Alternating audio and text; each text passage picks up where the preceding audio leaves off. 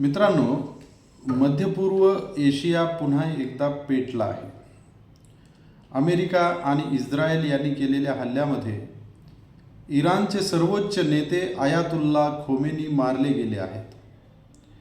Iran आणि आजूबाजूच्या अरब देशामध्ये सध्या आणीबाणीचं आणि अफरातफरीचं वातावरण आहे. युद्ध जोरात सुरू आहे. आपल्या भारत देशासाठी हा संघर्ष हजारो किलोमीटर दूर जरी असला तरी आपल्या देशावरही त्याचे गंभीर परिणाम होणार आहे. आर्थिकदृष्ट्या, सामुद्रिकदृष्ट्या आणि सामाजिकदृष्ट्या अशा तिन्ही स्तरावर भारताला या युद्धामुळं हानी होणं अटळ आहे. आज आपण सरळ आणि स्पष्टपणे समजून घेऊ की इराणवरील हल्ल्याचा भारतावर काय काय परिणाम होऊ शकतो. नमस्कार, मी सुभाष धस. तुम्ही पाहत आहात जनप्रबोधन. सगळ्यात आधी कच्चं तेल. भारत आपलं सुमारे 85% कच्चं तेल आयात करतो आणि मध्य पूर्व हा त्याचा मुख्य स्रोत आहे. जर इराणवर मोठा हल्ला झाला आणि हे युद्ध असंच चालत राहिलं तर जगातील तेल बाजार लगेचच प्रभावित होतो आणि तो प्रभावित होणार. तेल महागलं की काय होणार? पेट्रोल डिझेलचे दर वाढणार, ट्रान्सपोर्टचा खर्च वाढणार, त्याचा परिणाम म्हणून वस्तू महाग होणार, एकूणच महागाई वाढणार. आणि महागाई वाढली की सर्वसामान्य नागरिकाची कंबर मोडते. सरकारवर राजकीय आणि आर्थिक दबाव वाढतो. थोडक्यात काय तर युद्ध तिथं, पण त्रास मात्र आपल्याला इथे होणार. दुसरं, हार्मुज नावाचं एक समुद्रधुनी आहे, जी म्हणजे समुद्र मार्ग आहे. इथून जगातला सर्वात मोठा व्यापार चालतो याचा, क्रूड ऑइलचा. हा मार्ग आज युद्ध क्षेत्रामध्ये प्रभावित आहे. इराण त्या परिसरामध्ये प्रभावी आहे. जर तिथं तणाव वाढला तर जागतिक तेल पुरवठा याच्यामध्ये खूप मोठा अडथळा येऊ शकतो. म्हणजे जगामध्येच क्रूड ऑइलचं संकट निर्माण होऊ शकतं आणि त्याचाही थेट परिणाम भारतावर होऊ शकतो. याचा अर्थ असा आहे की येत्या काही दिवसात भारत देशामध्ये महागाईचा जो निर्देशांक आहे तो वाढण्याची जास्तीत जास्त शक्यता आहे. सर्वसामान्य माणसांसाठी ही गोष्ट नक्कीच बरी नाही आहे. तेल महागलं की भारताला जास्तीचे डॉलर द्यावे लागणार. डॉलरची मागणी वाढली की रुपया कमकुवत होणार. रुपया घसरला की आयात महाग होणार, परदेशी शिक्षण महाग होणार, परदेशी प्रवास महाग होणार, शेअर बाजारामध्ये अस्थिरता येणार. गुंतवणूकदार सावध होतात आणि आज जसा भारताचा शेअर बाजार कोसळला त्याच्यामुळं लाखो गुंतवणूकदारांची जी गुंतवणूक आहे ती धोक्यात आली आहे.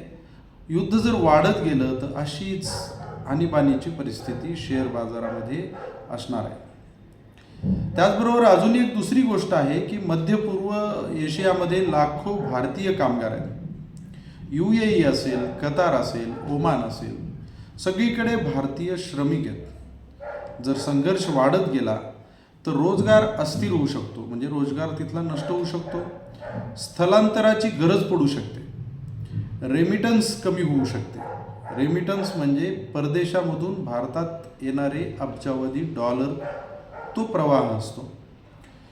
म्हणजे ते परदेशात असणारे लोक जे काम करतात त्यांना डॉलरच्या रूपामध्ये आपल्याला पैसे पाठवायला लागतात. तर ते 1 कोटीच्या वर लोक आहेत.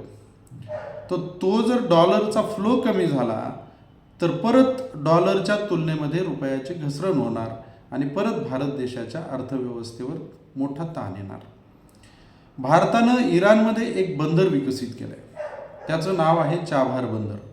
हा प्रकल्प भारतासाठी अत्यंत महत्त्वाचा आहे, कारण पाकिस्तानला बायपास करून अफगाणिस्तान आणि मध्य एशियामध्ये पोचण्याचा भारत देशाचा हा म्हणजे त्या बंदरापर्यंतचा जो मार्ग जर झाला तर तिथे पाकिस्तानला बायपास करून जाता येऊ शकतं. पण जर युद्ध वाढलं तर हा प्रकल्प धोक्यात येऊ शकतो, लांबू शकतो. आणि त्याचा फायदा कोणाला होऊ शकतो? तर चीनला. कारण चीन आधीच पाकिस्तानमध्ये ग्वादर नावाचं बंदर विकसित करत आहे. म्हणजे हा संघर्ष केवळ लष्करी नाही, तर तो जिओ पॉलिटिकल आहे. मध्य पूर्वेतील संघर्ष भारतात भावनिक प्रतिक्रिया देखील निर्माण करू शकतो. भारत बहुधार्मिक देश आहे. इथे शिया सुन्नी दोन्ही प्रकारचे मुस्लिम समुदाय मोठ्या प्रमाणावर आहेत. जर सोशल मीडियावर उग्र चर्चा सुरू झाली तर ध्रुवीकरण वाढू शकतं आणि परराष्ट्र धोरणाचा प्रश्न अंतर्गत राजकारणामध्ये ओढला जाऊ शकतो. भारतावर काही भूमिका घेण्याचा दबाव यामधून निर्माणही होऊ शकतो. हा विषय जितका संयमाने घेण्याचा आहे तितकाच गंभीरही होऊ शकतो. युद्धाचे परिणाम हे कमीत कमी होण्यासाठी भारत देशाने काय केलं पाहिजे, तर ऊर्जा स्रोतांचं विविधीकरण करणं, म्हणजे फक्त क्रूड ऑइलवर अवलंबून न राहता सौर ऊर्जा, पवन ऊर्जा असल्या क्षेत्रांचा विकास केला पाहिजे. त्यानंतर परराष्ट्र धोरण हे संतुलित ठेवलं पाहिजे. आता जशी परिस्थिती निर्माण झालेली आहे की याचा पक्ष घ्यायचा का याचा पक्ष घ्यायचा,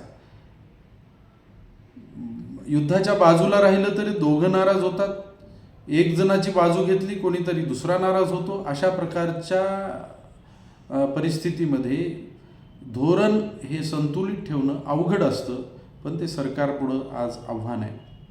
आणि आर्थिक स्थैर्य टिकवण्यासाठी प्रामाणिक प्रयत्न करणं हे देखील सरकारच्या स्तरावर करता येऊ शकतं. एकूण काय आहे, तर इराणवरचे हल्ले हा केवळ मध्य पूर्व एशियाचा प्रश्न नाही, तर तो भारताच्या अर्थव्यवस्थेचा, राजकारणाचा आणि सामाजिक संतुलनाचा देखील प्रश्न आहे.